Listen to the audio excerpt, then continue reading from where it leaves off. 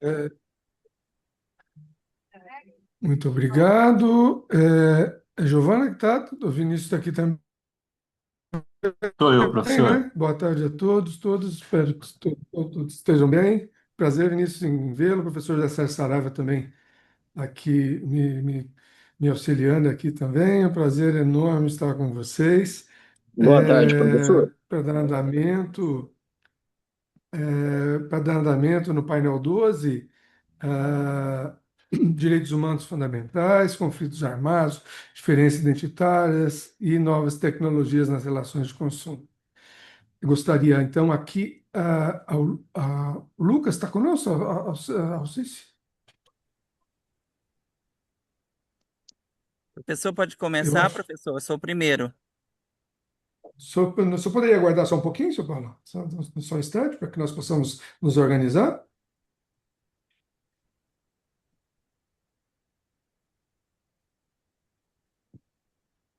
É, o Lucas Alcice, da Universidade de Lisboa, se encontra como moderador conosco?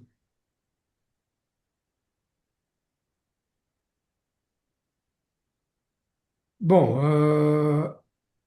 eu creio que o primeiro trabalho que nós temos aqui né, professor Saraiva, é Gleison Araújo e Alexandre Pereira Sena, é isso? Na verdade, eles erraram meu nome. Meu nome é Paulo Alexandre Pereira de Sena. Ah, o professor Sérgio Machado aqui. Muita alegria, professor Sérgio, ver o senhor aqui. É uma honra muito grande.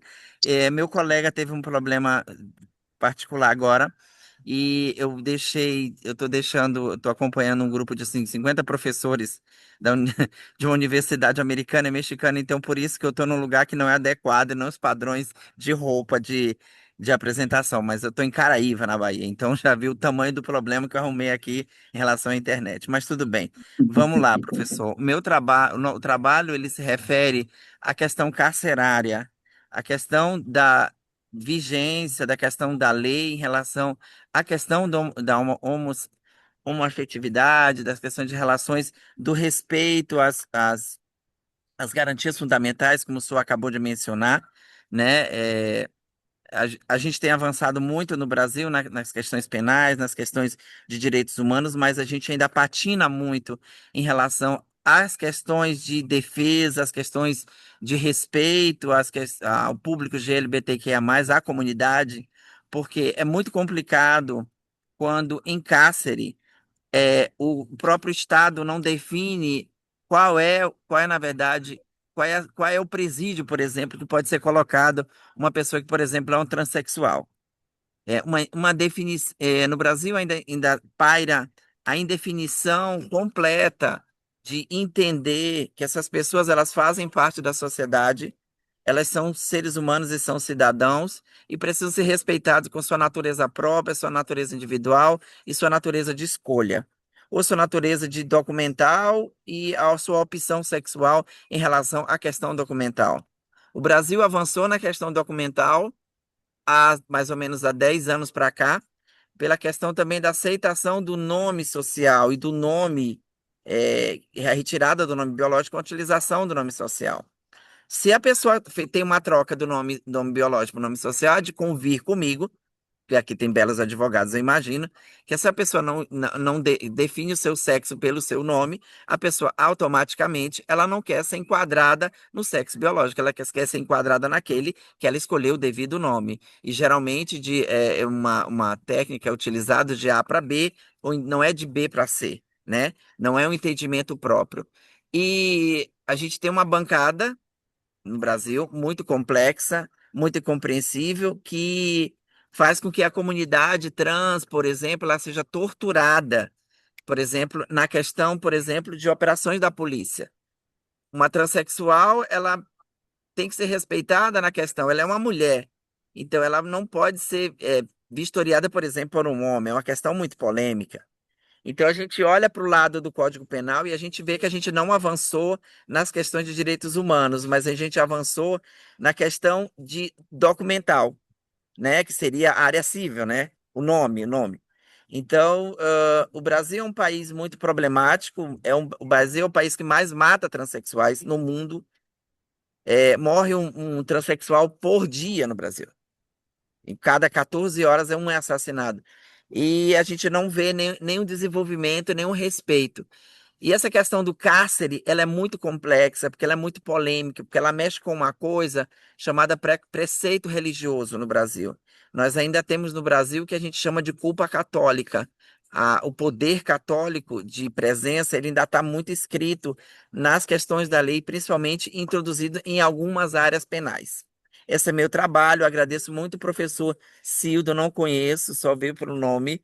É, Sérgio Machado, já apresentei trabalhos com ele, e a gente fica numa certeza de que é preciso evoluir, é preciso respeitar as pessoas na sua individualidade sexual e religiosa. Lembrando que o artigo 5º, o artigo 8º, o artigo 13 e o artigo 18 da Constituição, todos eles estão falando em direitos humanos. Se nós somos iguais, nós temos que ser tratados iguais, mas temos que ser respeitados nas nossas diferenças. Esse é meu trabalho, professor Cildo. Fico muito feliz com a turma.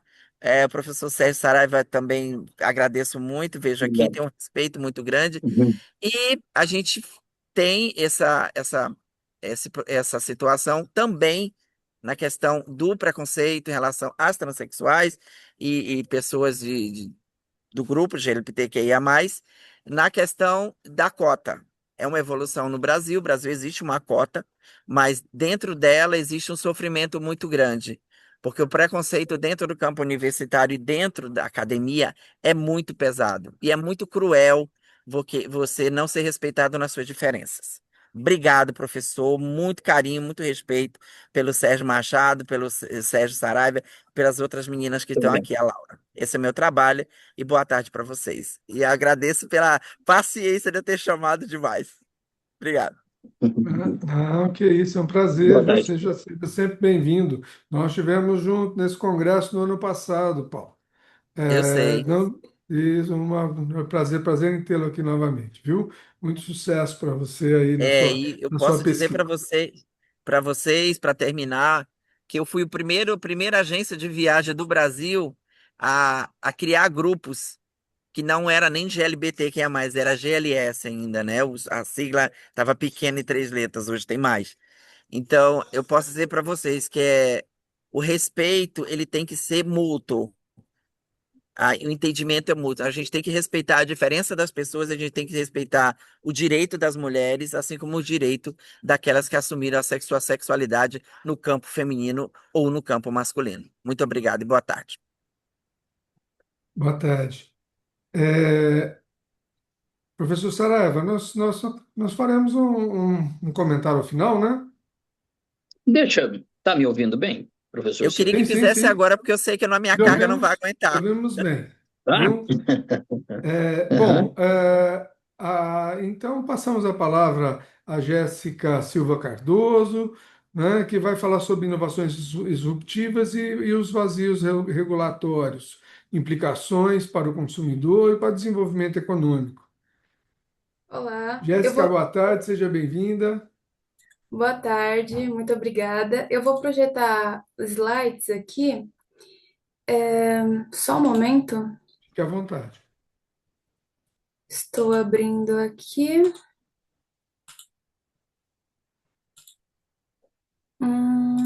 Certo. Conseguem ver? Está abrindo. Só um momento. Isso, deu certo. Certo. Perfeito. Deu certo, né? Uhum, perfeito. Pode.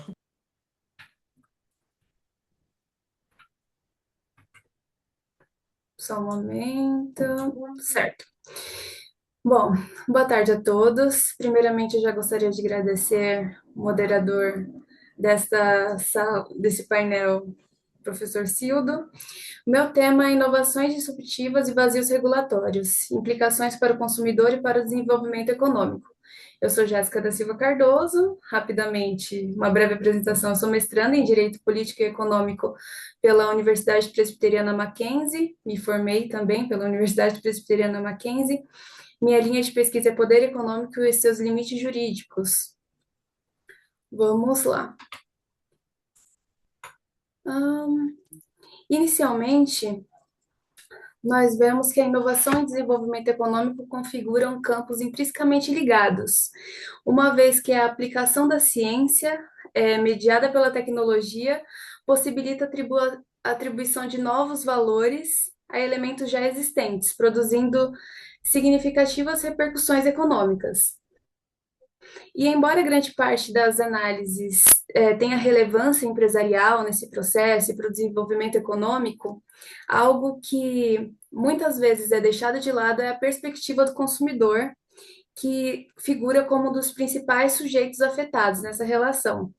Então, não é mera busca pela ciência, conhecimento, que transforma algo em processo inovativo, mas algo que agrega valor. Então, pela a inovação incremental e, nas reconfigurações econômicas em relação ao consumidor. Bom, primeiramente, eu gostaria de fazer uma breve diferenciação entre inovação incremental e disruptiva, que a inovação incremental é importante para manter uma taxa de melhoria no mercado. Por exemplo, em uma fita cassete, algum tempo atrás, a mudança de um dispositivo físico mesmo, isso mantinha uma taxa de melhoria, por exemplo. E a inovação disruptiva rompe com a linearidade dos produtos e serviços. E por que isso é importante? É importante para o mercado emergente, as tecnologias e o desenvolvimento. Contudo, nós podemos observar que há no mercado para o desenvolvimento econômico as empresas e, da outra parte, os clientes. E aqui eu uso os clientes tradicionais e as empresas tradicionais, que são aquelas que são mais vinculadas à forma original de uma proposta econômica de mercado, que estão mais alinhados àquela forma com que o produto, serviço ou mercado surgiu, não necessariamente que não adere à inovação. E essas empresas e clientes nem sempre aderem a algo disruptivo, a algo que rompe com a linearidade dos processos. Então, os recursos prioritariamente vão para as demandas dos clientes atuais com que eles desejam. Então, se eles estão acostumados a uma forma de produto, serviço tradicional de determinado modo há anos, por exemplo, é muito difícil de, quando surge um produto, serviço novo que rompe com aquela linearidade, eles já aderirem. Então, os recursos vão para a demanda dos clientes atuais, o que nos mostra que o comportamento do consumidor é determinante para o desenvolvimento econômico. Porque se os consumidores ainda estão atrelados a uma forma mais tradicional, quer dizer, mais perto da forma com que foi concebido determinado produto ou serviço, fica mais difícil investir muitos recursos em algo disruptivo.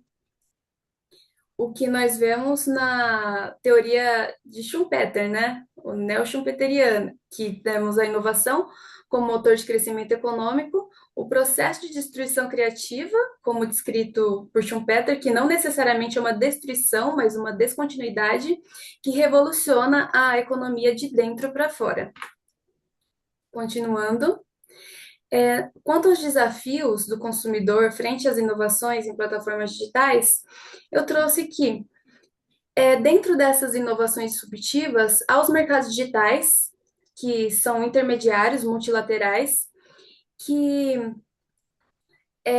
conectam consumidores e fornecedores e produtores, que são plataformas multilaterais, são mercados nas plataformas digitais. Então, é muito bom para individualização e personalização, cria um ecossistema digital. Um grande exemplo disso são aparelhos da Apple, por exemplo, que são interconectados, cria uma certa dependência, o que gera para o consumidor uma grande facilidade, dependência, muitas vezes cômodo e segurança, mas também com esses novos serviços disruptivos geram novas vulnerabilidades. Então, gera transformação do consumidor, usuário, que ele reage a estímulos algorítmicos, E isso nos levanta as questões sobre a própria perda de autonomia também do consumidor. E com uma inovação disruptiva, algo novo, também surge um vazio regulatório. Então, na perspectiva contemporânea do direito, a nossa perspectiva atualmente está muito mais prognóstica do que repressiva, em muitos casos, principalmente em mercados futuros, em mercados digitais, em transformações aceleradas. Então, a ausência de regulação pode gerar injustiças concorrenciais, por exemplo, principalmente no caso de tributos, que aquelas empresas de serviços ou produtos já conhecidas antes são responsáveis, e uma regulação ex ante pode gerar uma limitação inovativa e inviabilização de alguns negócios. Por exemplo, se a Uber, essa empresa que intermedia passageiros e motoristas, se ela se ativesse a modelos antes já previstos, como do táxi ou outro transporte, isso inviabilizaria, por exemplo. E a autorregulação, nós podemos fazer uma crítica que nem sempre é o meio mais eficaz, que geraria uma carência de instrumentos coercitivos eficazes. Então, a autorregulação pode sim funcionar, é algo a se pensar que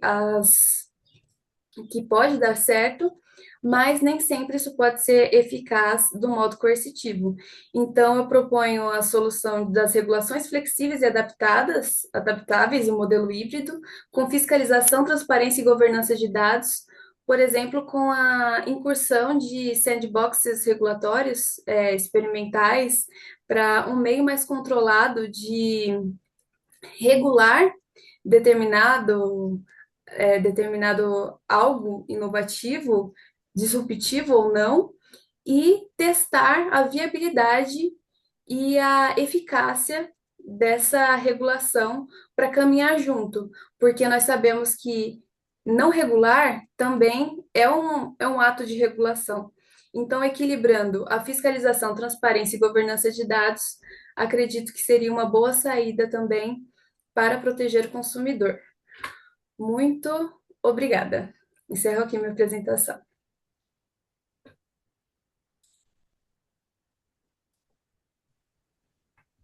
Jéssica, parabéns pela sua apresentação. O professor Cildo, ele teve um probleminha técnico, mas faço aqui, tomo a liberdade de dizer que sua exposição foi excelente. Você identificou a situação problema e, melhor do que isso, você trouxe, né, casos concretos e, sobretudo, a solução, né, para esse problema. Você está de parabéns.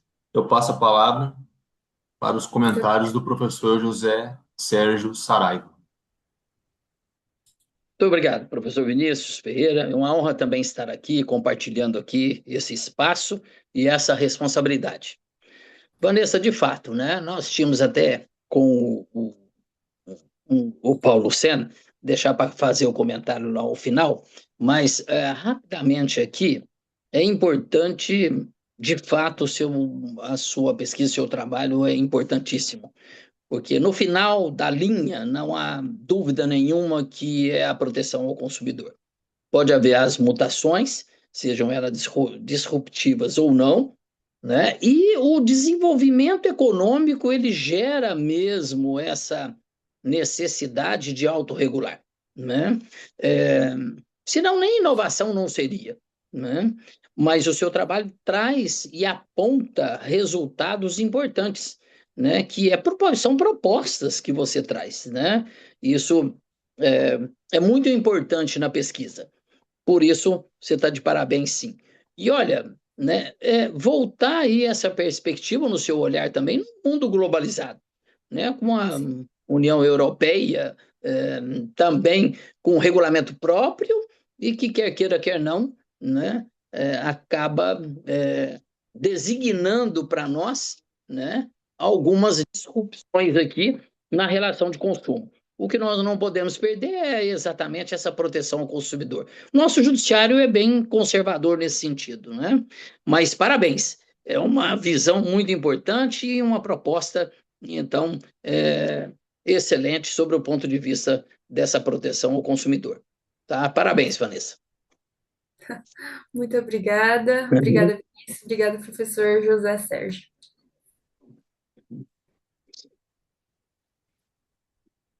Professor Vinícius, Professor, se o senhor quiser prosseguir, fica à vontade. maravilha. Então a gente dá Uhum. sequência aos painéis, passamos para o professor Sérgio Manuel da Costa Machado. Está com a palavra. Muito boa tarde a todos. Não sei se me estão a ouvir. Conseguem me ouvir? Sim, sim, Sim. professor. Não. Eu vou partilhar primeiro a tela e já faço uma breve apresentação. Pronto, conseguem ver a tela, não conseguem?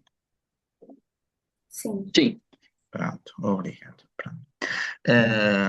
Talvez a minha intervenção, primeiro, cumprimento os moderadores deste painel, o professor Vinícius, o professor José Sérgio, e cumprimento também os diversos intervenientes deste painel.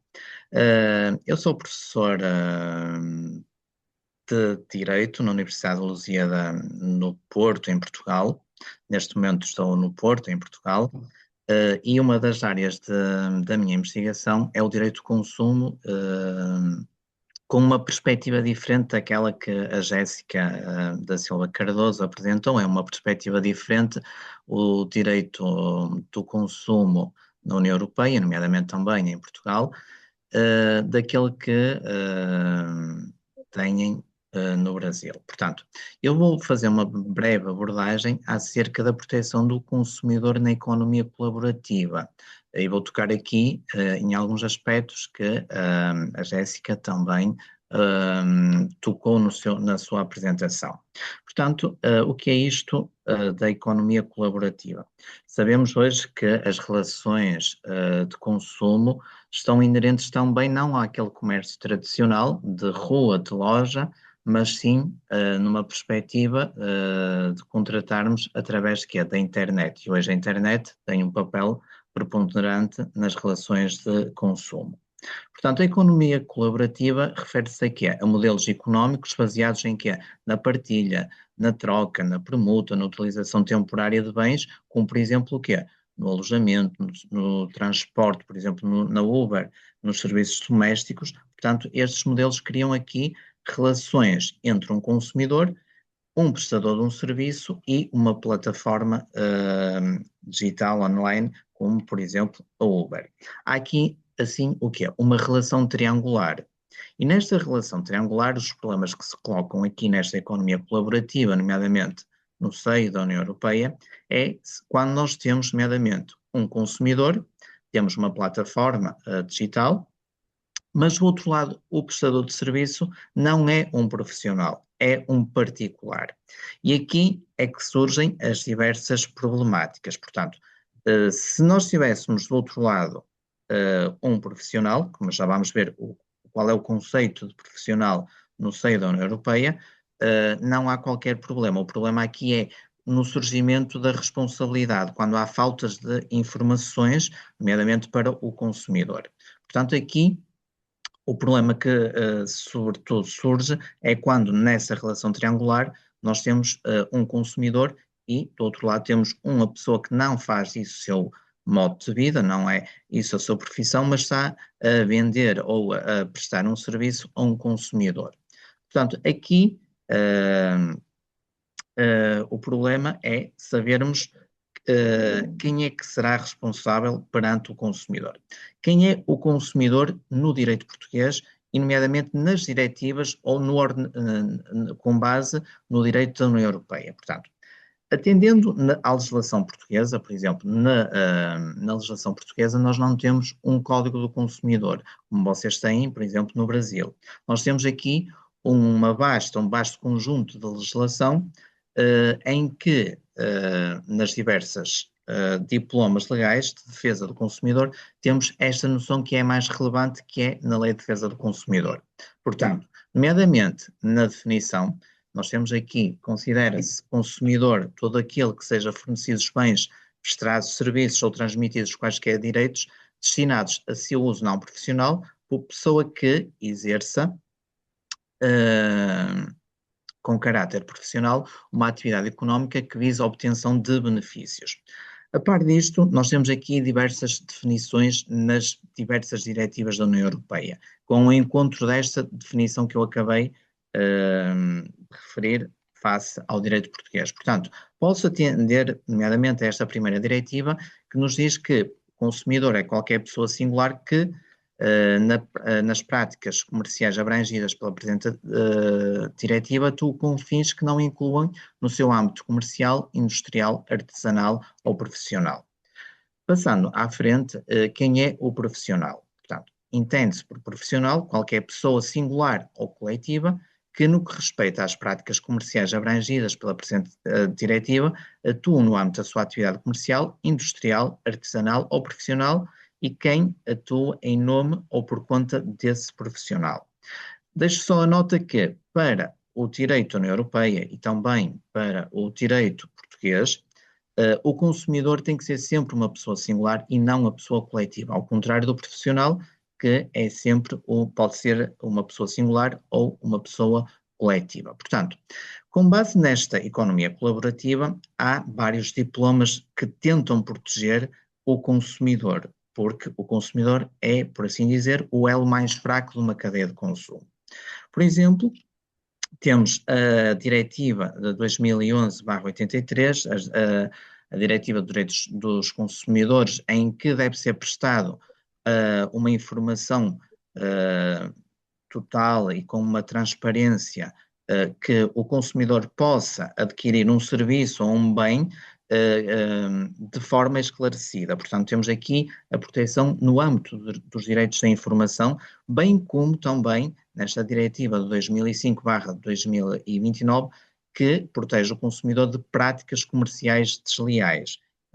Portanto, aqui são apenas aplicadas a quem? Aos profissionais. E estes profissionais podem ser aplicados a quem? Àquelas plataformas que têm que são intermediários e não àquela pessoa que vai prestar um bem ou que vai prestar um serviço. Portanto, aqui há um caminho a percorrer ainda na proteção do consumidor na economia declarativa, na economia colaborativa. O Tribunal de Justiça da União Europeia já se pronunciou num caso que ocorreu em Espanha, nomeadamente com a Uber. Portanto, aqui colocava-se a questão, nomeadamente, uma associação de profissional de táxis intentou uma ação judicial com a Uber da Espanha, em que um consumidor, por assim dizer, foi lesado no serviço. E aqui o Tribunal de Justiça da União Europeia, neste acórdão, pronunciou-se em que a Uber é uma plataforma, mas esta plataforma é que vai selecionar os motoristas, vai definir os preços das viagens, estabelece as regras de funcionamento da atividade e vai controlar o que é a qualidade do serviço através de avaliações. Portanto, neste acórdão, o Tribunal de Justiça da União Europeia, o que é que entendeu? Entendeu que para a economia colaborativa é demonstrado que as plataformas podem ser o quê? Responsabilizadas quando exercem um controle significativo sobre os seus serviços. Isto porquê? Porque estas plataformas devem prestar ao consumidor toda a informação que seja necessária para o consumidor ter um serviço que escolheu, face àquelas informações, e muitas das vezes o que é que acontece? Muitas das vezes estas plataformas não são responsabilizadas. Nesta situação, o Tribunal de Justiça da União Europeia entendeu que esta plataforma teria que ser responsabilizada pelos danos que causou àquele consumidor. Portanto, eu não vou estar aqui de forma exaustiva a falar deste acórdão, porque uma questão de tempo. Além disto, também nós temos outros diplomas legais, como por exemplo esta diretiva 2019/2161, que reforça o que é a proteção dos consumidores no comércio eletrónico. Portanto, aqui esta diretiva o que é que pretende? Pretende que ao consumidor sejam prestadas todas as informações acerca daquele bem, acerca daquele serviço. Além disso, temos também o Regulamento dos Serviços Digitais, que visa o quê? Combater práticas enganosas no ambiente digital. em que estas plataformas têm que prestar uma informação verdadeira para o consumidor e também, além disso, reforçar o que é uma transparência, obrigações de verificar que aquela pessoa que está a fornecer o bem ou o serviço corresponde à realidade. Portanto, este regulamento visa proteger os consumidores nas relações de consumo. Portanto, o futuro, as perspectivas que se avizinham aqui é, nomeadamente, no sentido de proteger o consumidor nas relações, quando há uma plataforma, mas do outro lado não temos um profissional, mas sim outro particular. Se esse particular pode ser responsabilizado quando ele não exerce aquela atividade de forma reiterada, como uma prática de comércio. Portanto, aqui há ainda um caminho a percorrer, nomeadamente na defesa do consumidor, nestas relações das plataformas e da economia colaborativa. Portanto, é esta a minha exposição. Portanto, se houver alguma questão, fica aqui o meu e-mail com as questões que eventualmente possam querer colocar. Muito obrigado pela atenção. E, mais uma vez, desculpa por alguma gralha ou por alguma. Por a minha exposição ser muito rápida. Muito obrigado. E fico disponível para alguma questão que queiram colocar. Apesar de só tenho 5 minutos para ficar aqui, porque tenho que me ausentar. É um prazer enorme tê-lo conosco, viu, professor Sérgio? Seja muito bem-vindo, viu? Muito obrigado pela exposição, muito especial. Quando o senhor puder, se o senhor ó, puder digitar seu e-mail no chat, assim todos pegam e a gente poderia é, conversar em outro momento, né? Nós somos também pesquisadores desses impactos tecnológicos, né, no direito, sobretudo no direito do consumo, e é sempre muito bem-vindo nos nossos grupos de pesquisa, pensamentos como o do senhor. Se eu puder, vai ser um prazer, viu? Professor Sérgio, o senhor quer falar, tecer algum comentário? Se eu começo a falar aqui, eu não paro mais.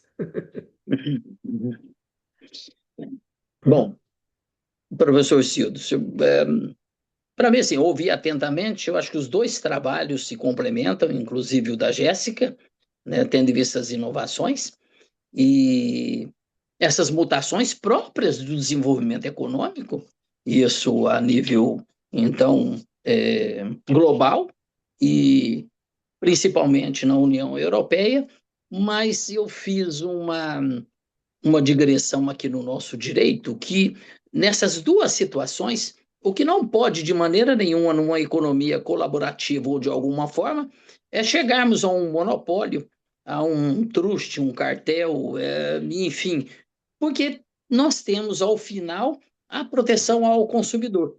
Então, esses dois trabalhos são de extrema importância, bem pontual, principalmente partindo desse acordo, então, da União Europeia, e fiquei muito feliz de ouvir esses dois trabalhos se complementando numa importância dessas mutações, né, por meio da tecnologia e do próprio desenvolvimento econômico, né, que traz isso no sentido colaborativo, mas que não pode, de maneira nenhuma, atingir os direitos e os princípios que protegem então o consumidor. Muito obrigado, professor Cildo.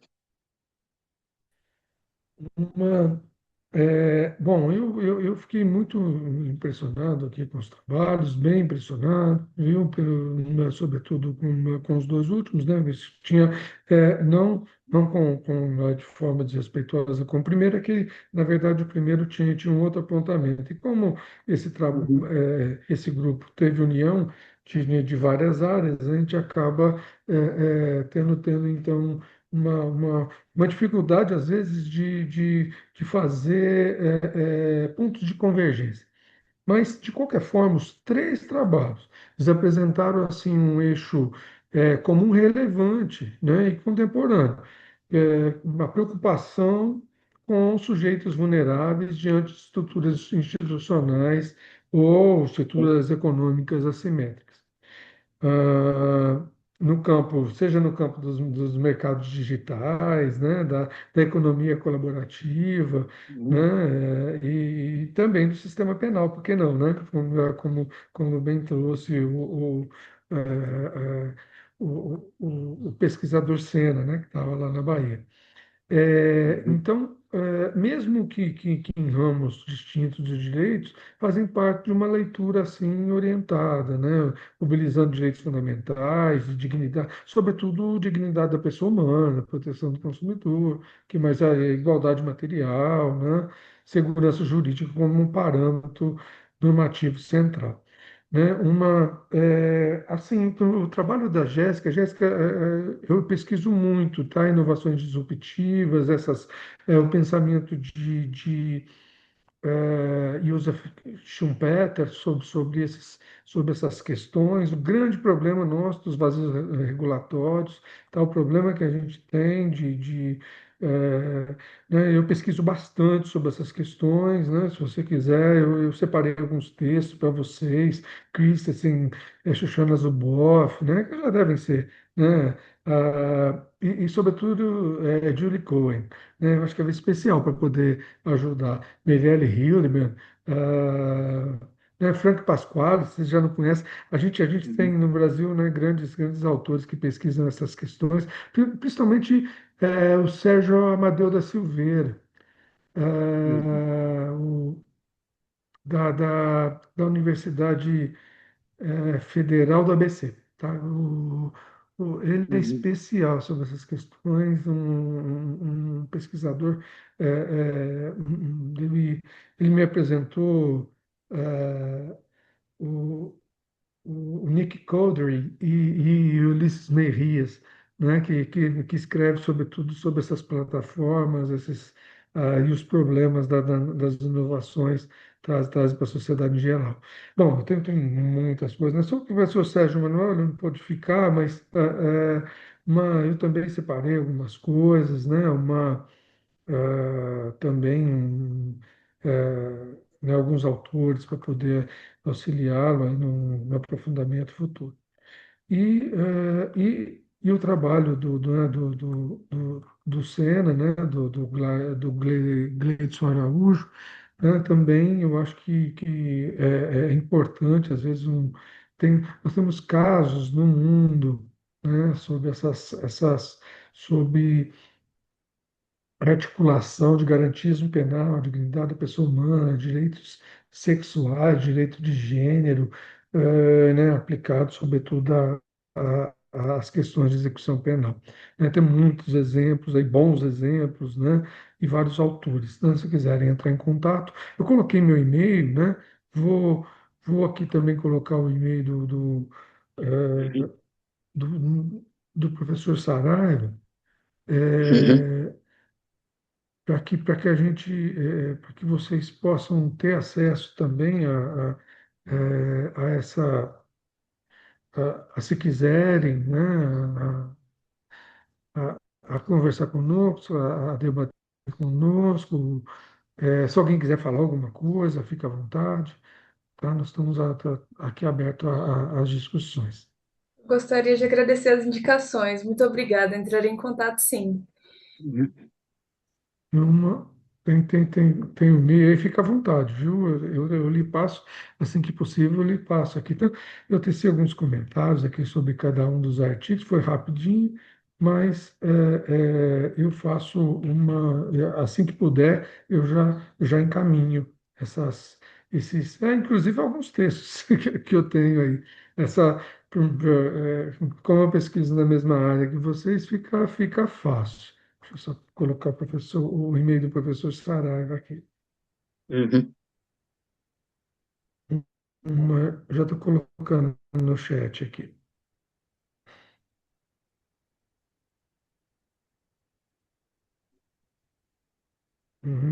Se quiserem anotar.